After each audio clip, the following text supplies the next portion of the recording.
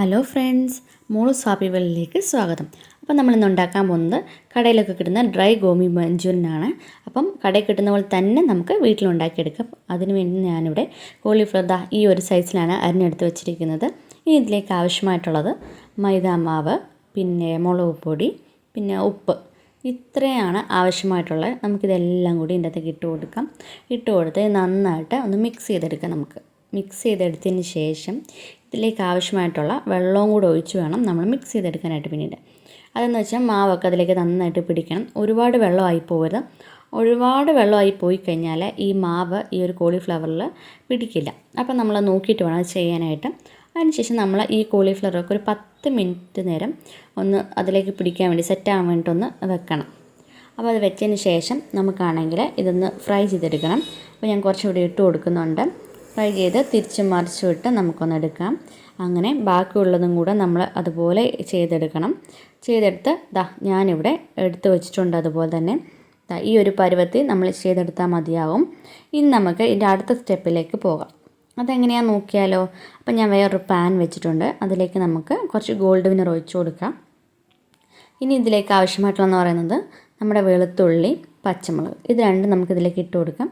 തീ കൂട്ടിയിട്ട് വേണം ഇതെല്ലാം ചെയ്യാനായിട്ട്. തീ കുറച്ചിടരുത്. തീ കുറച്ചിട്ട് കഴിഞ്ഞാൽ ഇത് വഴണ്ടും പോയി കഴിഞ്ഞാൽ ആ ഒരു ടേസ്റ്റ് കിട്ടത്തില്ല ഈ ഒരു കറിക്ക്. അപ്പോൾ അതുകൊണ്ട് നമ്മൾ തീ കൂട്ടിയിട്ട് വേണം ഇതെല്ലാം ചെയ്യാനായിട്ട്.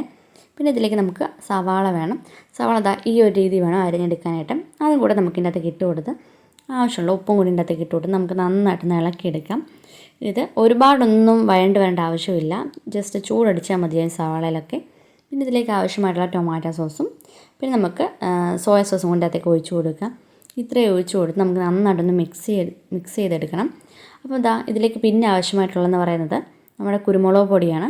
അതും കൂടി ഇട്ട് കൊടുത്ത് നമുക്ക് കോളിഫ്ലവറും കൊണ്ട് അകത്തേക്ക് ഇട്ട് കൊടുക്കാം. ഇതെല്ലാം ഇട്ട് കൊടുത്ത് നമ്മൾ നന്നായിട്ടൊന്ന് മിക്സ് ചെയ്തെടുക്കണം. ആ ഒരു നമ്മുടെ സോസൊക്കെ ഇതിലേക്ക് പിടിക്കണം.